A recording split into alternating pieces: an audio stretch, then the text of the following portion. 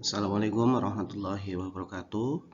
Pada pertemuan kali ini kita akan membahas terkait dengan sistem pembayaran. Pada sistem pembayaran ini akan dibagi menjadi dua tahapan. Pada bagian pertama kita akan membahas sistem pembayaran.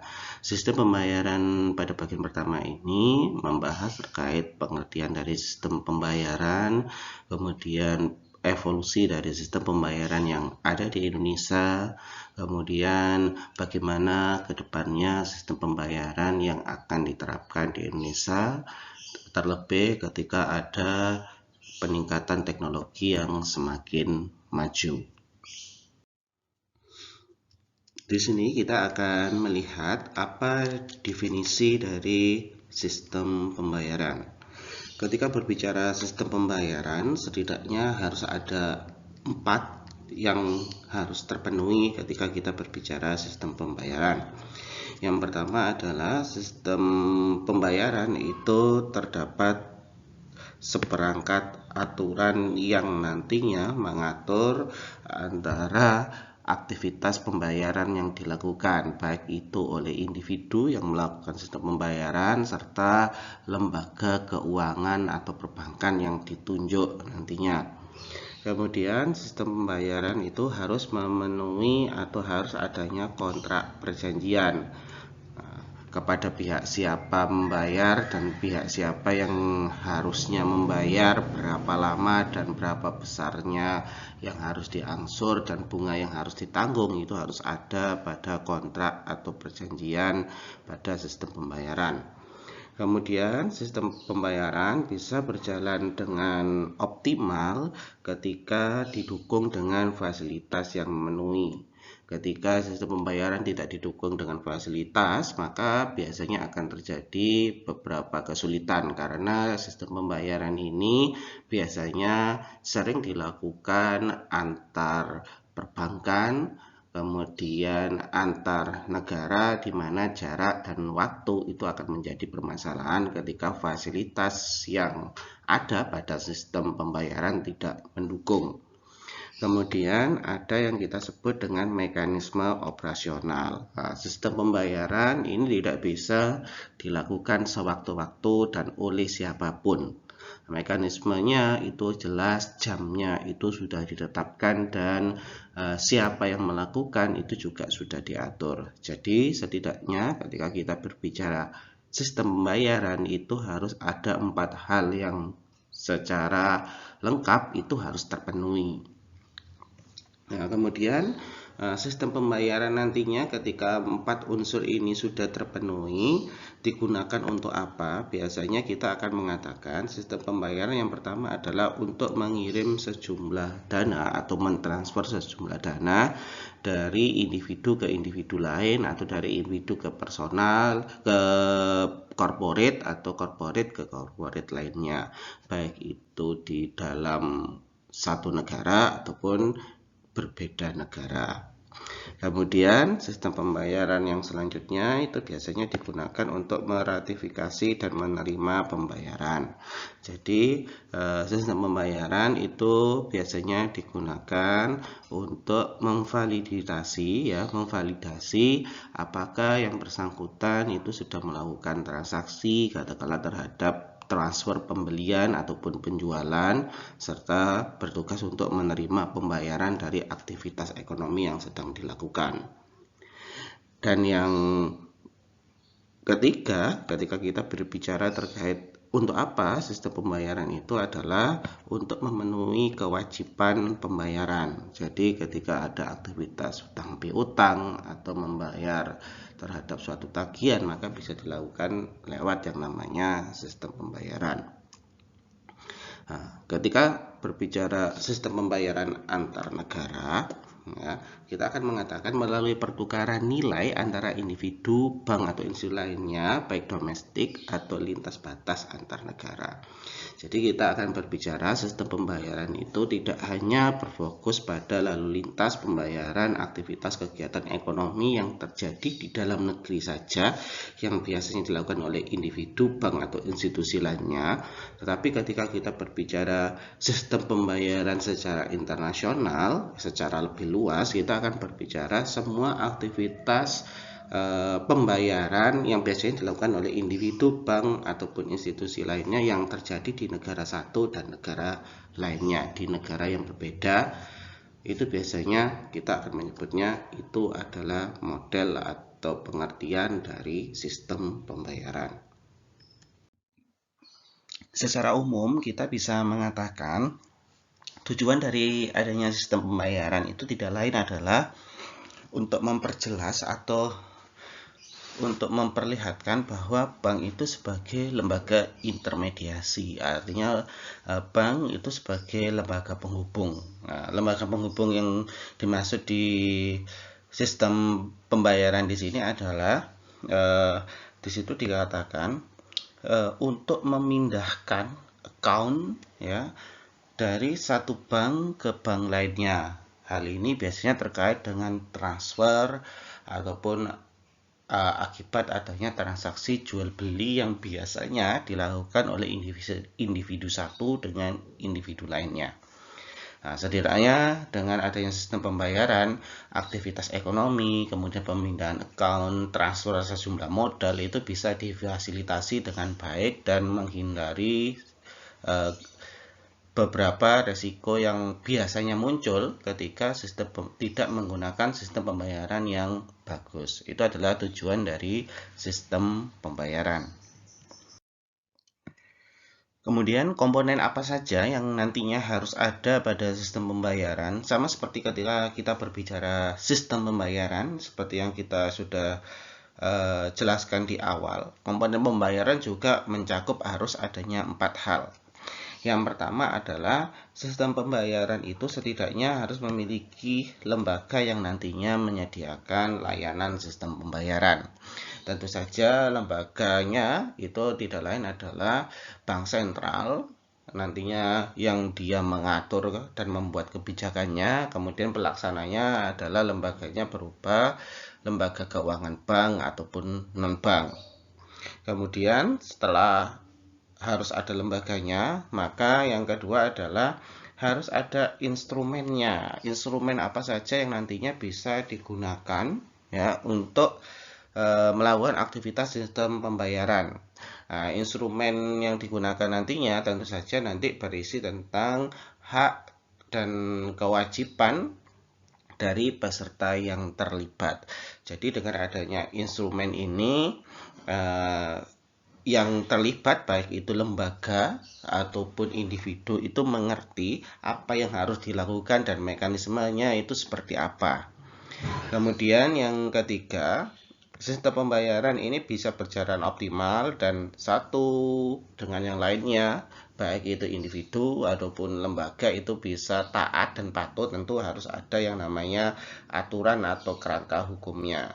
Jadi sistem pembayaran itu harus memiliki kerangka hukum yang mengatur ya apa saja haknya, kemudian kewajiban, serta harus ada sanksi. Nah, sehingga dengan adanya hak, kewajiban, serta sanksi, maka pelaksanaan sistem pembayaran itu bisa berjalan secara optimal yang biasanya dilakukan di dalam negeri ataupun sistem pembayaran yang dilakukan oleh antar negara. Kemudian yang keempat, sistem pembayaran itu komponennya adalah ketika kita berbicara terkait dengan kerangka kerja kebijakan. Ya, kerangka kerja kebijakan sistem pembayaran itu harus jelas di mana di sini kerangka kebijakannya, siapa yang membuat kebijakan semuanya itu adalah terkait dengan bank sentral yang ada di masing-masing negara. Nah, ketika komponen ini bisa bersinergi satu dengan yang lainnya, maka harapannya adalah sistem pembayaran itu bisa berjalan secara optimal. Kemudian di sini kita akan akan melihat seberapa penting mengapa kita harus sebegitunya mempelajari terkait dengan sistem pembayaran. Yang pertama adalah kenapa sistem pembayaran itu penting. Yang pertama kita akan bilang ya karena volume dan nilai transaksi dalam aktivitas perekonomian ini semakin besar. Kita akan mengatakan ketika kita berbicara jual beli, transfer, ataupun transaksi jenis lainnya, ekspor impor dan segala macamnya, kita akan mengatakan transaksi itu tidak semakin harinya tidak bertambah semakin kecil, tapi semakin lama semakin besar nilainya dan meluas di berbagai negara atau wilayah. Dengan adanya sistem pembayaran, maka walaupun semakin besar nilai transaksi dan aktivitas transaksinya, itu akan menjadi lebih mudah dalam aktivitas ekonomi. Maka itu perlu sistem pembayaran. Kemudian yang kedua, dengan adanya semakin besarnya tadi dikatakan volume dan transaksi semakin besar, tentu saja resiko transaksi itu juga akan semakin besar nantinya. Nah, resiko-resiko yang dimungkinkan bisa terjadi dalam aktivitas perekonomian, terutama dalam aktivitas pembayaran, itu bisa diredus, bisa ditekan ketika sistem pembayaran berjalan secara optimal. Karena apa? Karena di situ di sistem pembayaran tadi kita katakan ada lembaga, kemudian ada aturan, ada punishment, ada hak dan kewajiban dari semua aktivitas yang dilakukan dalam sistem pembayaran, sehingga resiko-resiko yang muncul nantinya itu bisa direda. Kemudian ada kompleksitas dari transaksi. Nah, semakin maju zaman, semakin meningkat teknologi dan segala macamnya, ketika kita bicara sistem pembayaran tentu saja akan semakin berkembang dan modelnya juga akan semakin berkembang. Mungkin di awal ketika kita berbicara sistem pembayaran, kita akan berbicara penjual dan pembeli bertemu, kemudian penjual menyerahkan barangnya dan pembeli membayar sejumlah uang. Itu adalah model-model transaksi di awal kita mengenal. Nah, tetapi sekarang dengan berkembangnya zaman, dengan berkembangnya teknologi, ternyata sistem pembayaran bisa dilakukan transfer, bisa juga dilakukan tidak di antar wilayah dalam satu negara, tapi juga bisa dilakukan dalam antar atau beberapa negara, di mana model transaksinya tidak menunggu sampai beberapa hari, tapi bisa dilakukan dalam beberapa jam saja. Nah, ketika kompleksitas dan transaksi yang sekarang katakanlah bisa transfer atau pengirimannya tidak harus bertemu dan bertatap muka, itu tentu saja membutuhkan sistem pembayaran yang tepat dan efektif. Kemudian yang keempat, mau tidak mau dan tidak bisa kita pungkiri, sistem pembayaran ini meningkat cepat karena ada yang namanya teknologi. Semakin tinggi teknologi yang digunakan, semakin tinggi teknologi yang diterapkan di sebuah negara, tentu saja akan mempengaruhi model pembayaran-pembayaran yang dilakukan. Katakanlah sekarang kita melakukan pembayaran dalam aktivitas transaksi pembelian atau penjualan barang, kita tidak perlu katakanlah membutuhkan uang cash, katakanlah kita bisa menggunakan e-money atau kita bisa menggunakan aplikasi gawai yang kita punya, ataupun kita bisa melakukan transfer. Itu menunjukkan bahwa ketika terjadi peningkatan teknologi, maka secara otomatis juga sistem pembayaran yang kita lakukan itu akan mengalami peningkatan juga. Nah, contoh yang paling sederhana adalah ketika kita menabung. Sebelum kita berbicara teknologi yang sekarang, dulu ketika kita ingin menabung atau menarik uang kita di lembaga perbankan, kita akan datang ke lembaga perbankan yang bersangkutan. Tapi sekarang, katakanlah dengan semakin tingginya teknologi, katakanlah kalau ingin menabung atau menarik uang, kita cukup datang ke mesin ATM. Itu adalah salah satu bukti bahwa teknologi itu mempengaruhi sistem pembayaran yang ada di sebuah negara. Di sini kita akan diperlihatkan terkait dengan peran sistem pembayaran dalam perekonomian sebuah negara. Ada 3 peran sistem pembayaran dalam perekonomian negara. Yang pertama adalah ketika sistem pembayaran dihubungkan dengan stabilitas keuangan. Ketika stabilitas sistem keuangan dan sistem pembayaran itu dihubungkan, tentu saja kita akan membahas terkait dengan ketika terjadi gangguan pada sistem pembayaran, katakanlah si peminjam gagal melakukan pengembalian uang yang dipinjam ke perbankan, katakanlah atau terlambat atau bahkan gagal melakukan pembayaran, maka secara otomatis akan berdampak pada stabilitas keuangan.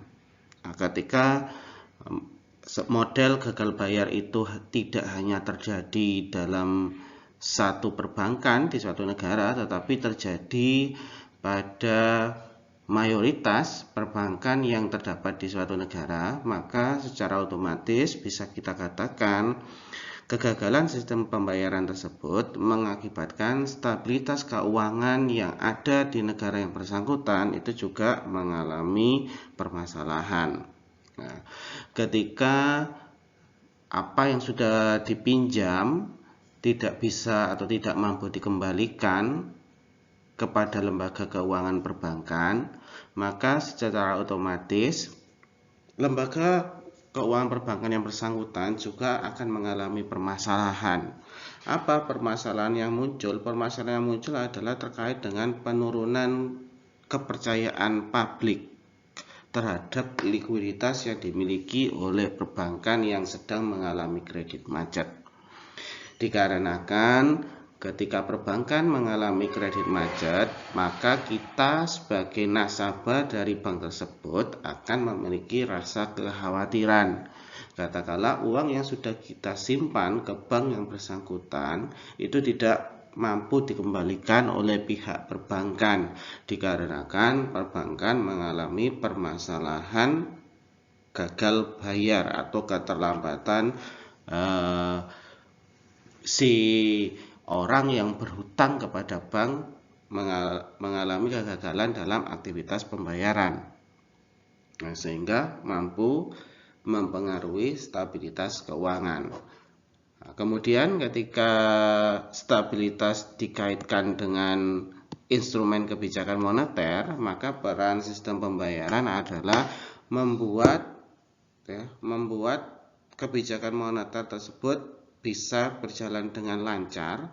Ya, ketika kebijakan moneter tersebut bisa berjalan dengan lancar, apa instrumennya ketika kita bisa katakan kebijakan moneter itu berjalan dengan lancar?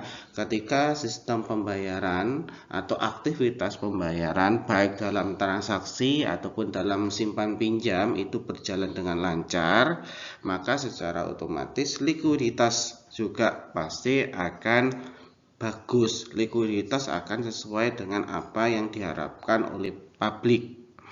Nah, ketika sistem pembayaran lancar, likuiditas itu aman, maka secara otomatis kita akan bilang kebijakan moneter di mana nantinya akan menghubungkan kebijakan sistem perbankan dengan sektor real itu juga pasti akan berjalan dengan lancar. Nah, katakanlah secara sederhana kita akan mengatakan kita akan kembali lagi kepada stabilitas sistem keuangan ketika perbankan itu melakukan aktivitas simpan pinjam atau melakukan aktivitas pemberian kredit kepada seseorang yang membutuhkan modal, dan seseorang yang diberikan pinjaman oleh perbankan itu mampu membayar secara rutin angsurannya, maka secara otomatis efek yang didapat adalah perbankan tidak akan mengalami kesulitan likuiditas karena yang dikasih pinjaman itu bisa membayar secara teratur. Efeknya apa? Ketika bank tidak kesulitan likuiditas, maka kepercayaan masyarakat atau kepercayaan nasabah ketika ingin menyimpan uangnya di perbankan itu tidak akan menjadi masalah, karena kita sebagai nasabah itu akan percaya bahwa bank itu tidak akan sakit, bank itu tidak akan bangkrut, dan bank bisa mengembalikan pinjaman atau bank bisa mengembalikan uang yang sudah kita tabung. Nah, ketika stabilitas keuangan ini bagus, maka juga akan berdampak pada moneter, akan berdampak pada instrumen kebijakan moneter. Apa yang dimaksud instrumen kebijakan moneter di sini? Kita akan mengatakan ketika bank itu dalam kondisi yang liquid, artinya bank itu punya modal, kemudian dia bisa melunasi hutang jangka pendeknya, maka tahapan berikutnya adalah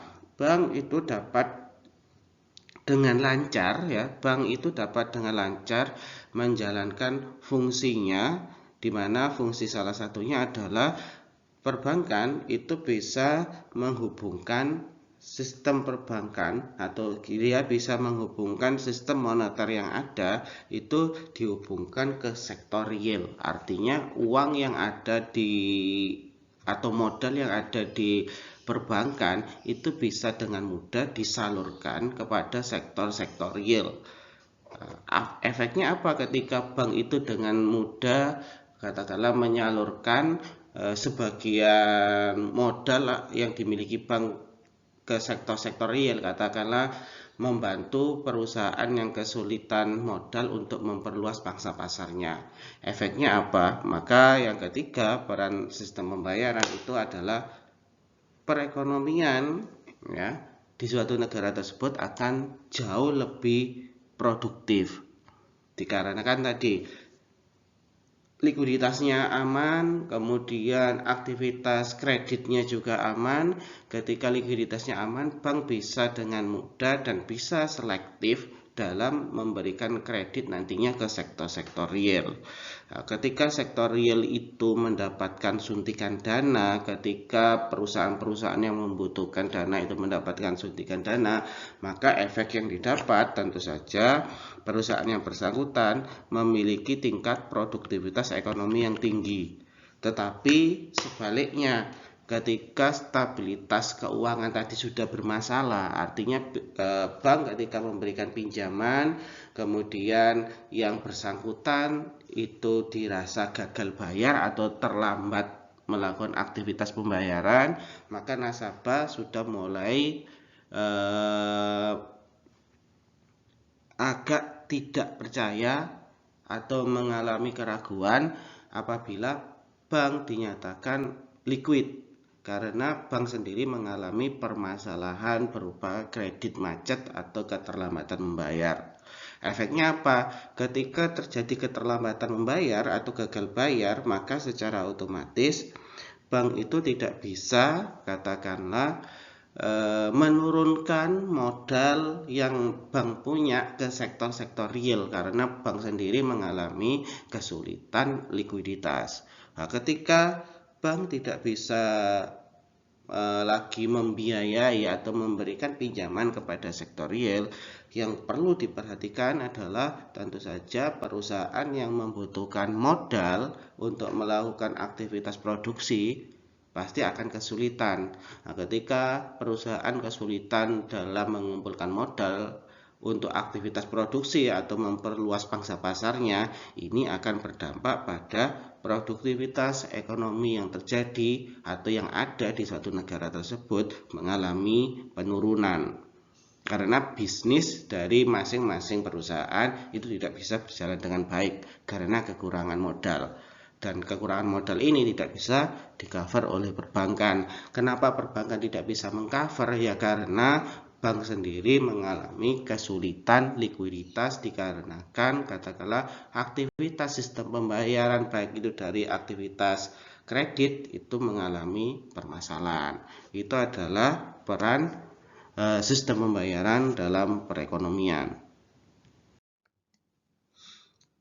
Di sini kita akan melihat elemen apa saja yang nantinya dianggap penting dalam aktivitas sistem pembayaran. Sistem pembayaran yang kita maksud di sini adalah biasanya aktivitas sistem pembayaran yang ada itu adalah melibatkan bank satu dengan bank yang lainnya, sehingga di sini ada 3 elemen yang harus kita perhatikan. Yang pertama adalah terkait dengan otorisasi pelaksanaan pembayaran.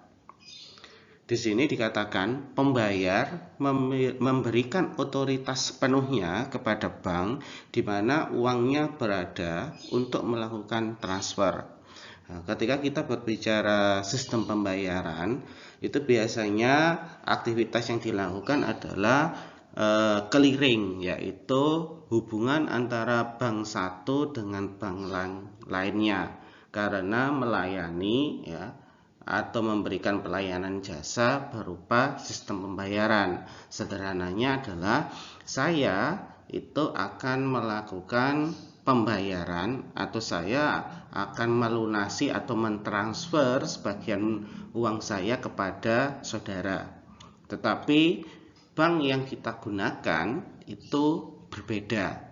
Maka ketika kita berbicara sistem pembayaran, yang pertama adalah otorisasi pelaksanaan pembayaran. Ketika saya ingin membayar hutang ke Anda dengan bank yang digunakan itu berbeda, maka saya harus memberikan otoritas kepada bank yang saya tunjuk, ya, di mana nanti bank yang saya tunjuk itu akan melakukan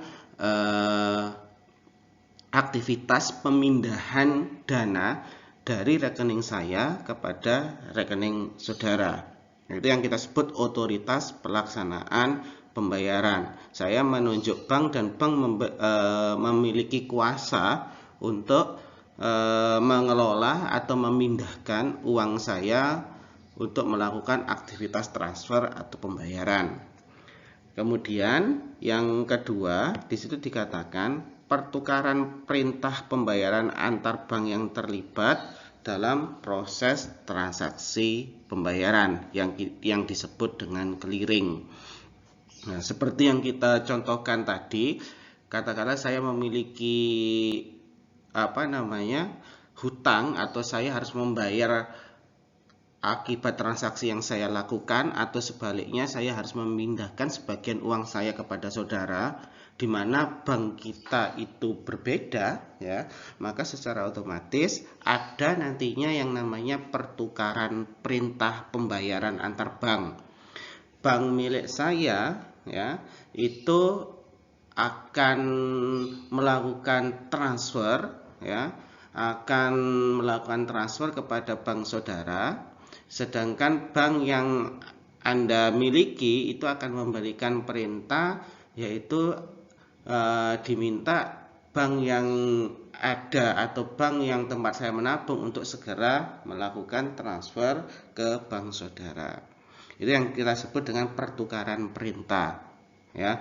Jadi bukan Anda yang meminta saya untuk melakukan transfer, ya, atau sebaliknya saya mengkonfirmasi bahwa saya telah melakukan transfer kepada Anda, tapi di sini yang melakukan perintah, ya, atau yang melakukan aktivitas pembayaran itu adalah antar banknya yang kita sebut dengan clearing tadi. Kemudian yang ketiga adalah settlement atau penyelesaian transaksi antar bank, ya, terlibat dalam proses transaksi pembayaran. Bank pembayar itu harus mengkompensasi bank penerima secara bilateral atau melalui rekening yang dimiliki oleh bank-bank tersebut pada lembaga penyelenggara clearing, biasanya bank sentral suatu negara. Hubungan antar bank, nah, katakanlah tadi kita memiliki bank yang berbeda. Nah, untuk memfasilitasi bank-bank yang berbeda ini dalam melakukan aktivitas sistem pembayaran, maka biasanya ada yang namanya bank sentral. Nah, bank sentral ini nanti akan sebagai lembaga mediasi antara bank-bank yang sedang melakukan aktivitas sistem pembayaran. Nah, setidaknya elemen-elemen penting dalam sistem pembayaran adalah 3 itu tadi. Terkait lembaga yang terlibat dalam sistem pembayaran, kita membaginya menjadi 4 bagian. Yang pertama adalah ketika kita berbicara terkait dengan lembaga yang menyelenggarakan sistem pembayaran. Nah, di situ pengertiannya umumnya adalah bank sentral. Jadi lembaga yang menyelenggarakan atau yang mengadakan sistem pembayaran, kita akan bilang bank sentral yang ada di masing-masing negara. Kalaupun bukan bank sentral, maka bisa menunjuk lembaga independen. Nah, ketika kita berbicara lembaga independen itu terserah, boleh milik pemerintah atau boleh milik swasta, asalkan mereka diberi kewenangan oleh pemerintah, ya, asalkan bank sentral ataupun lembaga yang ditunjuk itu nantinya diberikan kewenangan oleh pemerintah menyelenggarakan sistem pembayaran. Nah, yang pertama itu lembaga yang menyelenggarakan. Jadi lembaga penyelenggaranya adalah bank sentral atau lembaga keuangan lainnya, baik itu milik pemerintah atau milik swasta, di mana mereka bisa menyelenggarakan itu dikarenakan memang ditunjuk oleh pemerintah untuk melakukan menyelenggarakan sistem pembayaran. Nah, berarti dari sini kita bisa menyimpulkan bahwa sebenarnya penyelenggara sistem pembayaran itu hasil akhirnya pasti akan ditentukan oleh pemerintah. Pemerintah memberikan izin tidak, memberikan kewenangan tidak bank sentral atau lembaga lainnya dalam menyelenggarakan sistem pembayaran. Kemudian yang kedua, selain harus ada lembaga yang menyelenggarakan, yang kedua adalah harus ada lembaga yang mengatur dan mengawasi sistem pembayaran. Nah, ketika kita bicara siapa yang mengatur dan siapa yang mengawasi, maka hanya satu yang diberikan otoritas, yaitu bank sentral di masing-masing negara. Nah, dari sini, dari poin 1 ke poin 2, itu bisa kita lihat terdapat sebagian besar beberapa negara itu tidak menggunakan bank sentralnya sebagai lembaga penyelenggara sistem pembayaran. Mereka menunjuk lembaga di luar bank sentral. Nah, ketika mereka menunjuk lembaga di luar bank sentral, maka akan terlihat transparan dan independen nantinya, karena si penyelenggara itu nanti akan diawasi oleh bank sentral. Nah, tetapi ada juga negara yang penyelenggaranya bank sentral dan yang mengawasi juga bank sentral.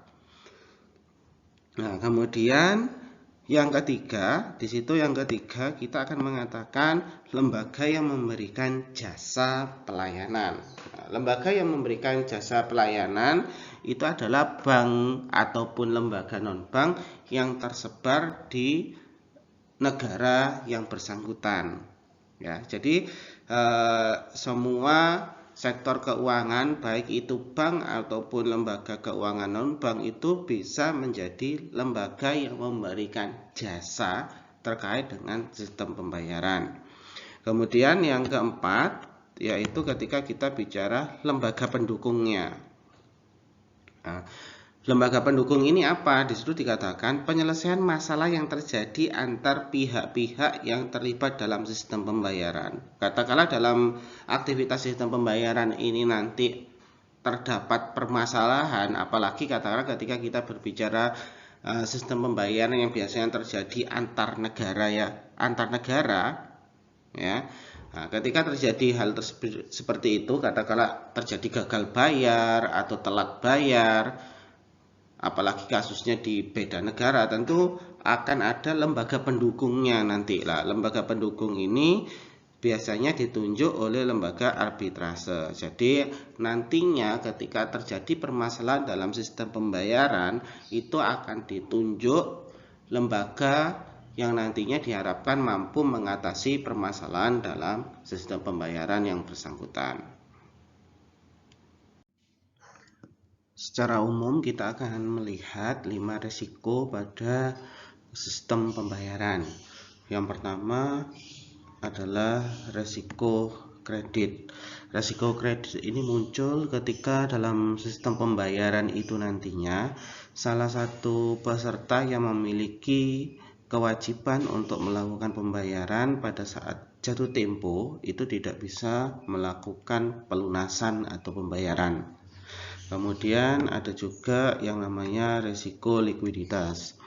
Risiko likuiditas ini dialami biasanya karena dana untuk memenuhi kewajiban dalam jangka pendek itu dirasa kurang sehingga mereka tidak bisa membayar hutang jangka pendeknya.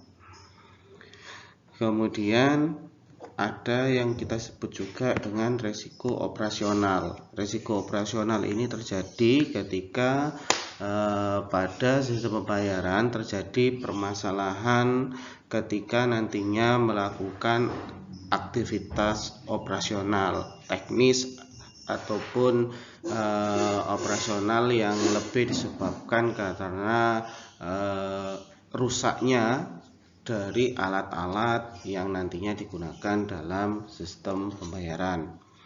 Kemudian yang keempat, kita akan mengatakan resiko selanjutnya adalah resiko hukum. Resiko hukum ini adalah resiko yang terjadi ketika terdapat aturan, kemudian hak, kewajiban ataupun punishment yang belum diatur secara jelas dalam sistem pembayaran. Ketika aturan-aturan ini belum diatur secara jelas, tentu saja akan menimbulkan ketidakjelasan terhadap sistem pembayaran atau kepada pelaku dari sistem pembayaran tersebut. Kemudian yang terakhir adalah risiko sistemik. Ketika berbicara risiko sistemik, sebenarnya risiko sistemik itu adalah gabungan dari keempat risiko yang sudah kita sebutkan sebelumnya. Jadi bisa dikatakan risiko sistemik itu awalnya berasal dari peserta yang dianggap gagal dalam memenuhi kewajibannya, kemudian berdampak pada likuiditas lembaga keuangan, dan yang akhirnya diperparah dengan resiko operasional, di mana katakanlah sistem yang sedang dijalankan itu tidak bisa beroperasi dengan baik, serta ada lagi tambahan yaitu resiko hukum, di mana aktivitas dalam sistem pembayaran tersebut belum secara jelas diimplementasikan karena belum ada hukum yang mengaturnya. Nah, setidaknya itu adalah 5 risiko yang nantinya muncul pada sistem pembayaran. Kemudian di sini kita akan melihat bahwa apa saja peran bank sentral nantinya dalam sistem pembayaran. Setidaknya ada peran bank sentral itu dibagi menjadi 4. Yang pertama adalah bank sentral itu nantinya berperan sebagai pemakai dari sistem pembayaran itu sendiri. Nah, di situ dikatakan bank sentral itu tetap harus melakukan berbagai macam aktivitas. Salah satunya adalah bank sentral harus melakukan transaksi seperti pelunasan pembayaran dari operasi pasar terbuka, kemudian ada transaksi devisa, pembayaran, tagihan, gajian, pensiunan, dan segala macamnya. Dimana ketika kita berbicara item-item yang sudah disebutkan tadi, itu bisa dilakukan dengan metode sistem pembayaran. Kemudian yang kedua, peran bank sentral yang selanjutnya adalah sebagai bagian atau anggota dari sistem pembayaran itu sendiri. Bank sentral perlu nantinya melakukan pembayaran atau menerima pembayaran atas nasabahnya sendiri, seperti ketika bank sentral menerbitkan sertifikat Bank Indonesia, maka secara otomatis akan ada yang namanya transaksi jual beli dalam sertifikat Bank Indonesia, dan hal itu jual beli sertifikat Bank Indonesia itu dilakukan lewat yang namanya sistem pembayaran. Kemudian penyedia sistem pembayaran, selain sebagai pelaku, bank sentral juga di sini sebagai lembaga yang menyediakan fasilitas dan mengatur sistem pembayaran yang ada di sebuah negara. Dan yang terakhir, peran bank sentral itu tidak lain adalah sebagai pelindung kepentingan umum. Nah, jadi selain sebagai pelaku, kemudian yang mengatur, juga di sini pemerintah melalui bank sentral, itu bank sentral dikatakan sebagai pelindung kepentingan umum. Bagaimana cara melindungi kepentingan umum? Maka tidak lain bank sentral nantinya akan membuat aturan atau hukum sehingga sistem pembayaran yang ada di sebuah negara itu ada regulatornya dan jelas cara pelaksanaannya. Nah, setidaknya ada 4 peran bank sentral dalam sistem pembayaran. Di sini kita akan melihat terkait sejarah sistem pembayaran yang ada di Indonesia. Jadi ketika kita bicara sistem pembayaran di Indonesia, itu tidak serta-merta sistem pembayarannya sudah dilakukan secara menyeluruh, baik nasional atau skala internasional, kemudian menggunakan alat elektronik, tetapi sebelumnya kita tidak menggunakan semasif dan secanggih itu.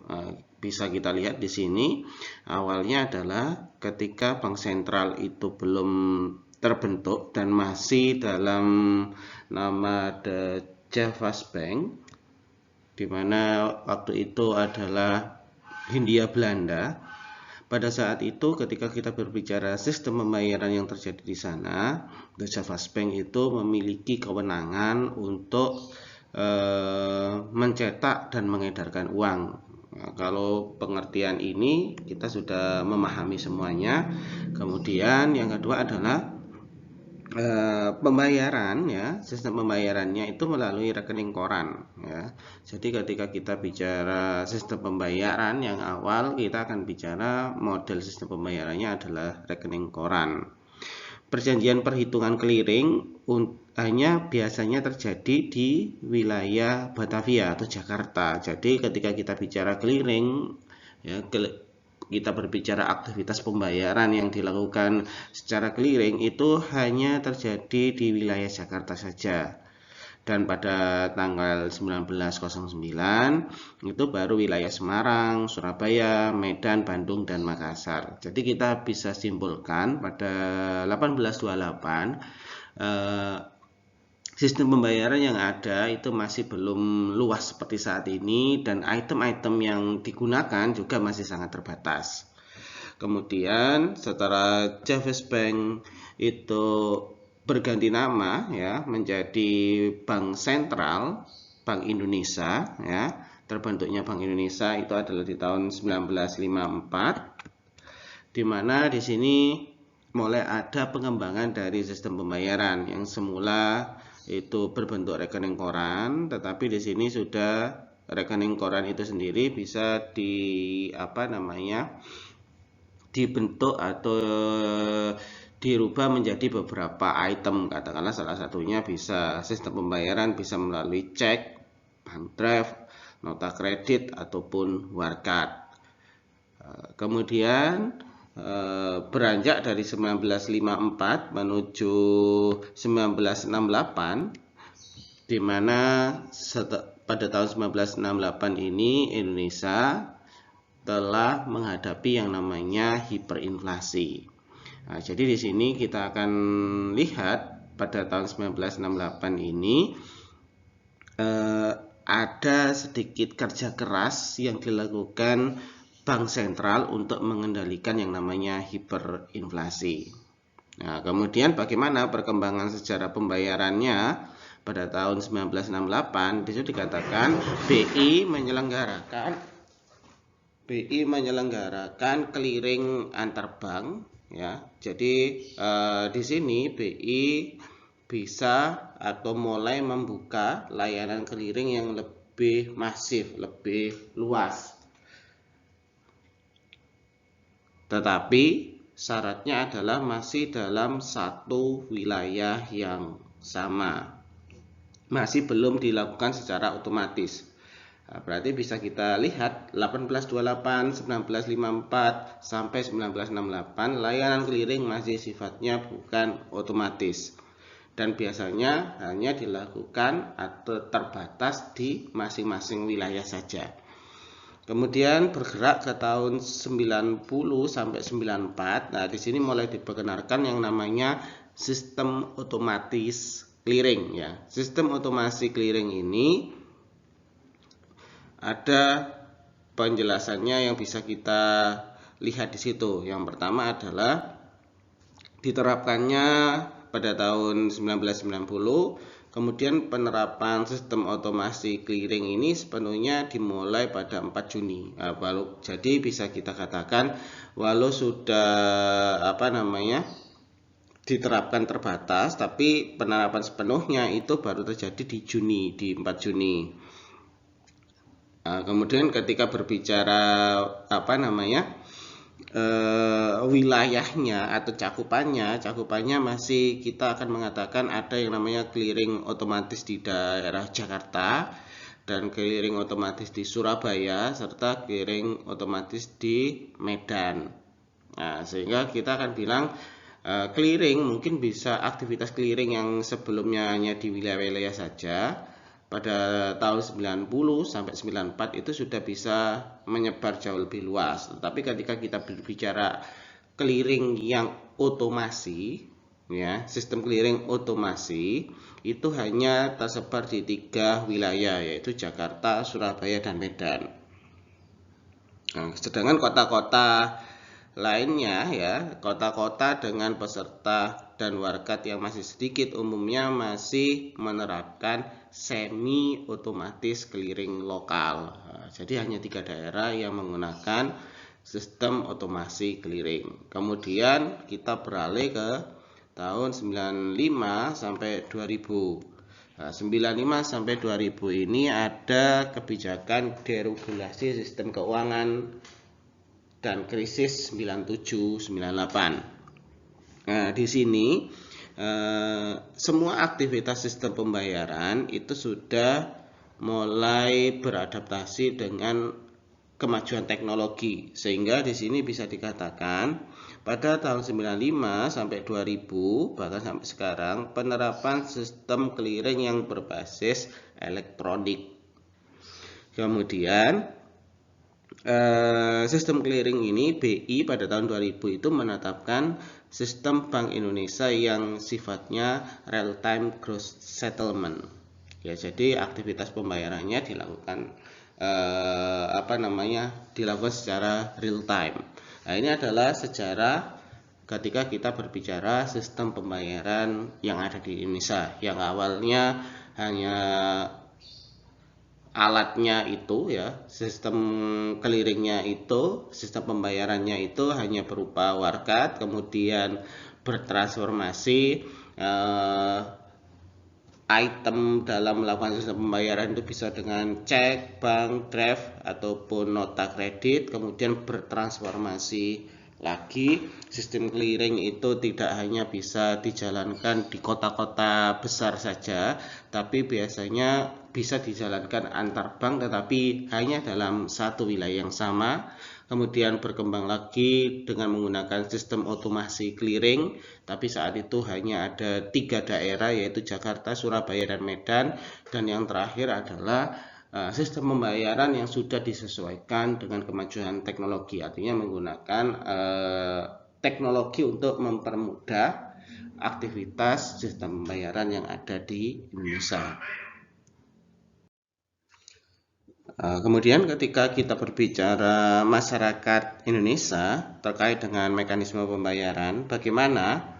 Di sini bisa dikatakan mayoritas masyarakat Indonesia itu masih menggunakan uang tunai, ya, dalam aktivitas pembayaran barang dan jasa. Nah, ketika kita berbicara sistem pembayaran yang sudah mengalami evolusi, ya, kemudian bisa menggunakan clearing, bisa menggunakan item-item lainnya yang terdapat dalam sistem keuangan, tapi nyatanya ketika kita berbicara aktivitas jual beli atau aktivitas transaksi yang ada di Indonesia, kita akan mengatakan warga Indonesia itu masih suka melakukan aktivitas jual beli menggunakan uang tunai. Kemudian sedangkan kalau kita berbicara penggunaan cek, bilet giro, atau aktivitas transfer dengan jumlah dana yang cukup besar, itu biasanya lebih suka dilakukan oleh golongan-golongan korporat ataupun masyarakat yang dia golongan ekonominya dikategorikan kuat. Kemudian untuk layanan pembayaran konsumen, ya, semakin berkembang ya. Jadi yang semula kita bisa katakan aktivitas jual beli itu hanya bisa dilakukan ketika ada barang dan ada permintaan, dan dimana ketika terjadi transaksi itu harus bertemu antara penjual dan pembeli, kemudian uang yang diberikan itu harus dalam bentuk cash. Ternyata dalam berjalannya waktu aktivitas konsumen itu agak sedikit mengalami perubahan, terutama ketika kita berbicara di wilayah perkotaan. Aktivitas transaksi jual beli ataupun pembayaran baik itu angsuran itu biasanya sudah dilakukan melalui online ataupun bisa dilakukan lewat aktivitas kredit atau debit secara elektronik. Penggunaan kartu debit dan kredit juga sudah mulai cukup banyak, terutama di wilayah perkotaan. Kemudian layanan perbankan elektronik melalui telepon ataupun internet itu juga sudah mulai berkembang. Nah, jadi mekanisme pembayaran di Indonesia, walaupun masih mayoritas aktivitas transaksi di Indonesia masih dilakukan jual belinya secara tradisional, artinya menggunakan uang tunai, tapi tidak bisa dipungkiri dengan kemajuan teknologi ini lama-kelamaan, apalagi di wilayah perkotaan, dengan adanya perkembangan elektronik teknologi, maka secara otomatis model-model pembayarannya sudah mulai beralih kepada uang-uang elektronik dan sifatnya adalah cashless. Jadi lebih memanfaatkan sistem pembayaran itu menggunakan ATM ya, ataupun menggunakan aplikasi-aplikasi yang biasanya sudah tertanam pada smartphone masyarakat yang ada. Kemudian di sini kita akan sedikit bahas terkait dengan bagaimana sistem pembayaran Indonesia yang diharapkan pada tahun 2025. Ada yang namanya revolusi digital sistem keuangan. Nah, ketika kita bicara revolusi digital sistem keuangan, maka kita akan berbicara aktivitas belanja ataupun aktivitas transaksi yang nantinya dilakukan oleh masyarakat. Nantinya semuanya akan mengarah kepada semua yang berbasis sistem online. Kemudian ketika kita berbicara sistem pembayaran, maka ketika dihubungkan dengan sistem online, maka akan sedikit dikurangi sistem pembayaran yang sifatnya cash atau tunai.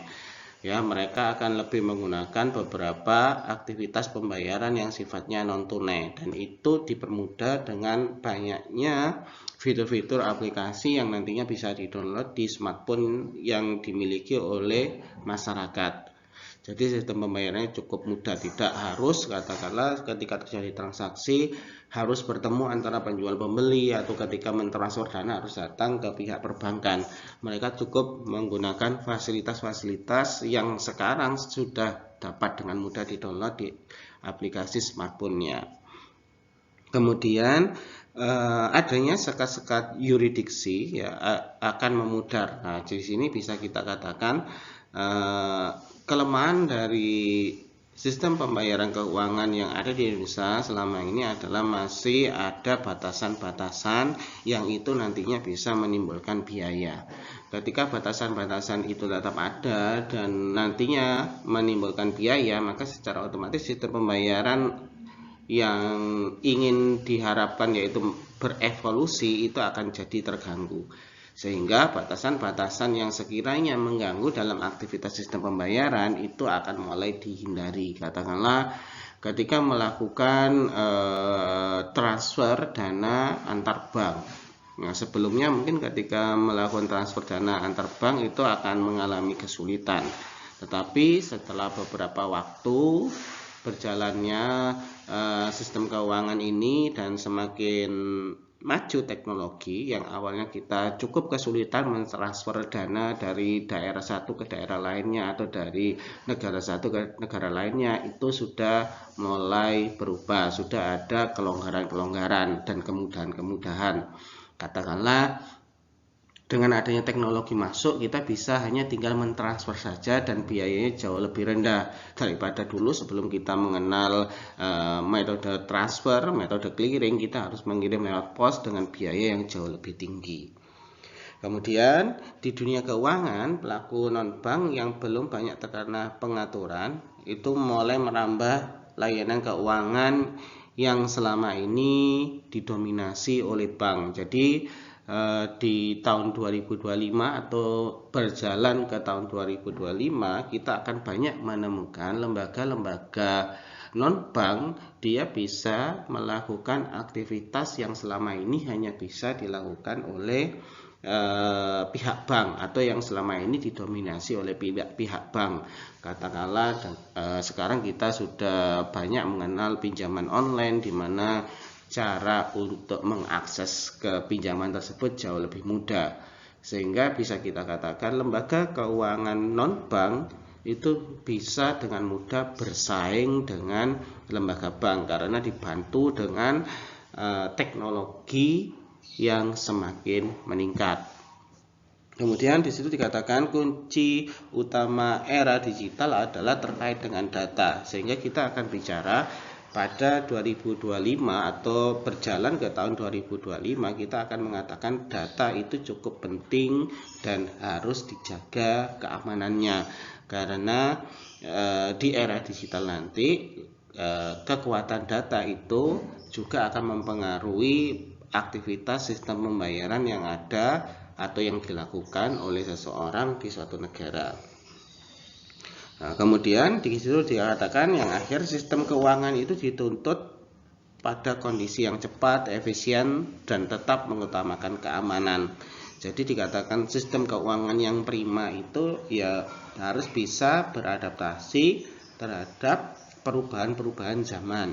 Kemudian harus efisien, artinya penetapan atau prosesnya nantinya itu baik si pengguna ataupun pembuat aturan itu merasa ketika menggunakan sistem pembayaran yang sudah ditunjuk itu tidak kesulitan dan aktivitas perekonomian bisa berjalan dengan lancar tanpa ada gangguan atau permasalahan dari sistem pembayaran.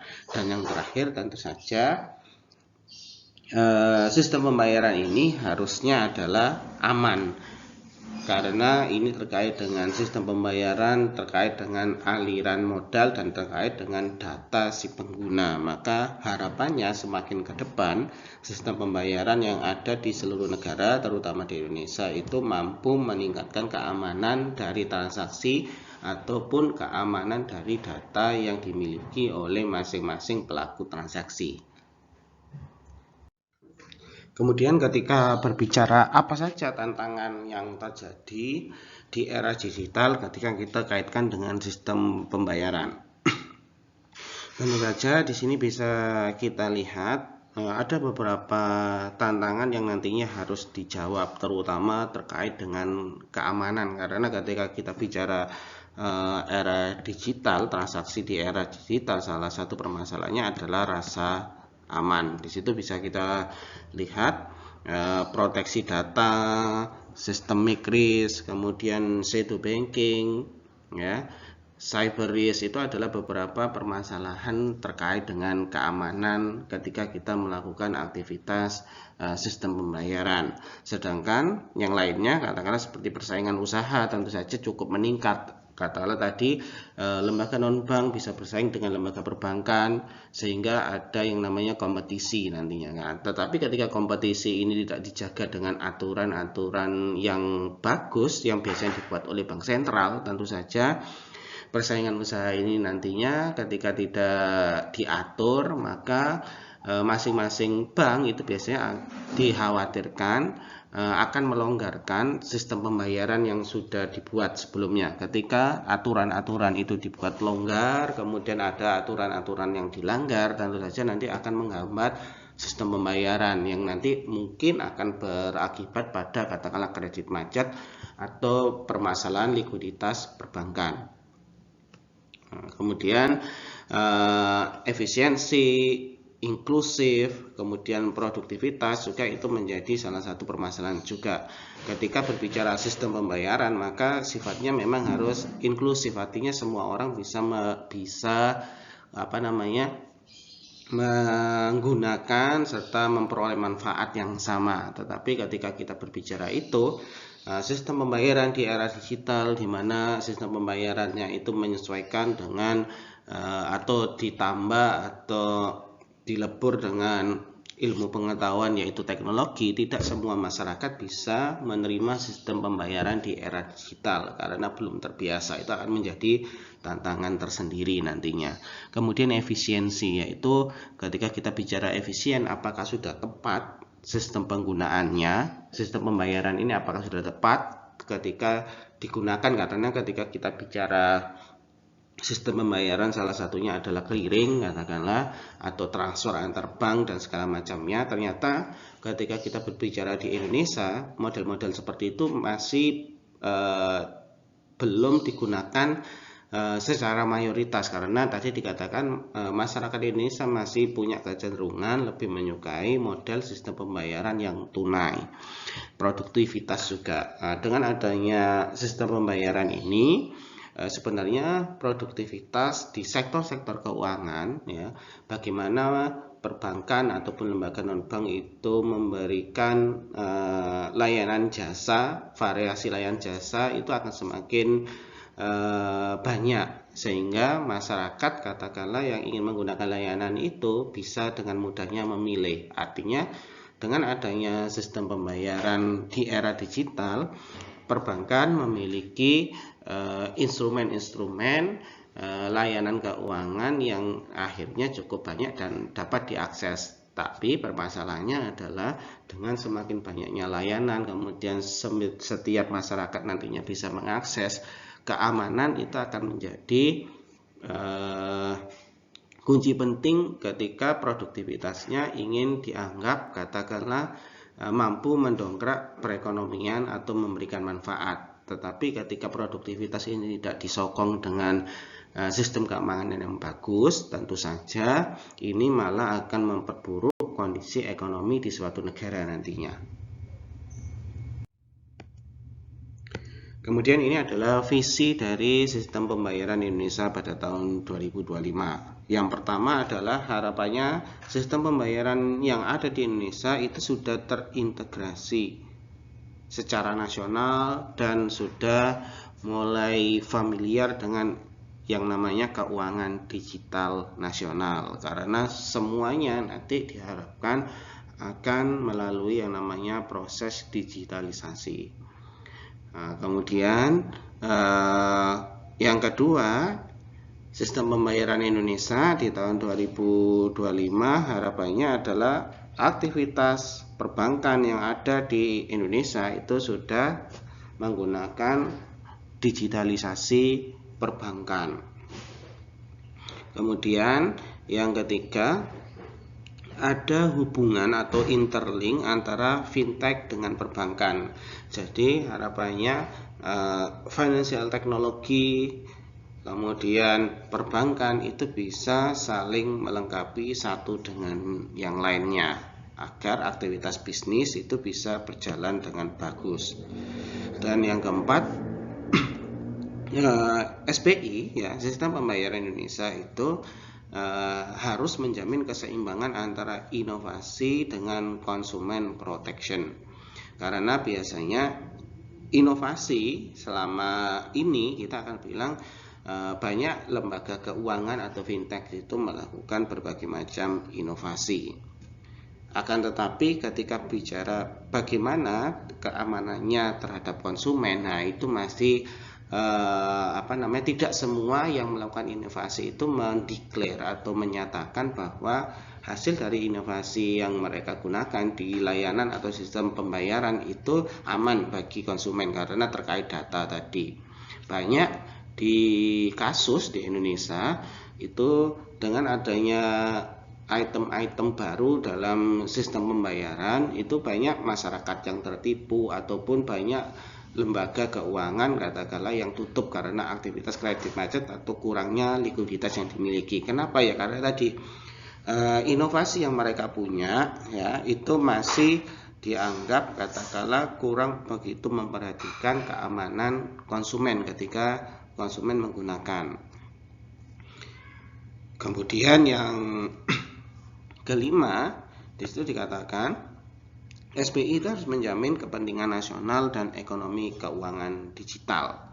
Karena ketika kepentingan nasional itu bisa terpenuhi, kemudian ekonomi digital itu bisa berjalan dengan lancar, baik secara domestik ataupun internasional, maka harapannya adalah pertumbuhan ekonomi negara Indonesia itu akan mengalami percepatan dan tumbuh sesuai dengan apa yang diharapkan.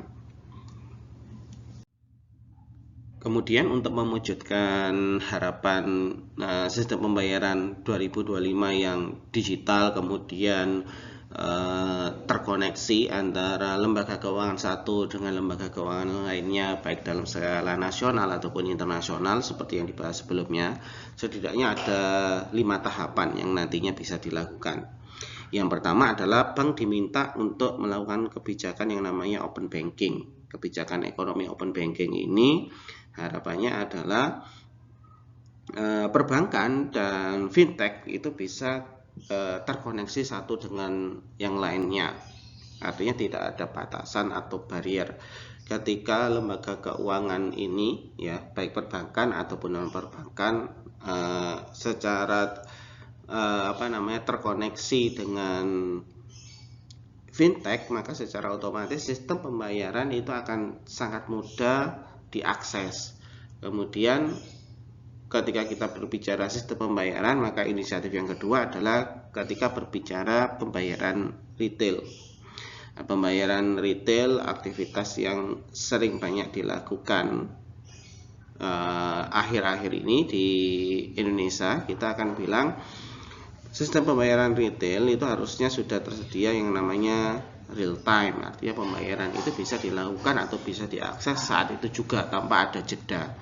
Dengan sistem pembayaran real time ini, maka baik si pelaku transaksi itu akan mendapatkan keuntungan yang jauh lebih bagus dan pertumbuhan ekonominya jauh lebih cepat. Karena sederhananya ketika ada orang yang ingin mentransfer atau memindahkan uangnya, itu dapat dengan cepat diproses, atau ketika ada orang yang melakukan pembayaran baik itu pembelian barang atau pembayaran aktivitas dari angsurannya, ketika itu dapat dikerjakan dalam waktu yang singkat dan cepat, maka secara otomatis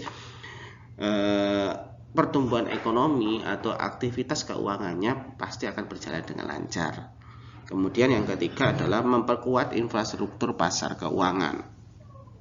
Nah, ketika kita bicara pasar keuangan, banyak masyarakat di Indonesia ketika kita bicara pasar keuangan tadi masih tersekup pada sistem model pembayaran tunai. Harapannya pada tahun 2025 ini